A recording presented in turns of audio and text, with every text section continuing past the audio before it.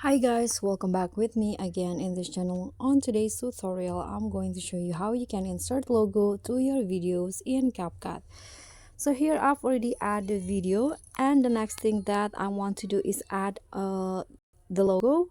So you can add it as overlay. So you can just click on this overlay button, add overlay, and then select the overlay that you want to add. Sorry, the logo that you want to add. For example, I'm going to add this one. Click on add, and I want to remove the background, so I'm going to use the remove BG option and use the custom removal. So I'm going to just brush the logo only. Now CapCut will applying the custom removal. You can just click on the check icon, and that's it, the background is removed. Now you can just reposition the logo to your liking. I'm going to go with the top right corner.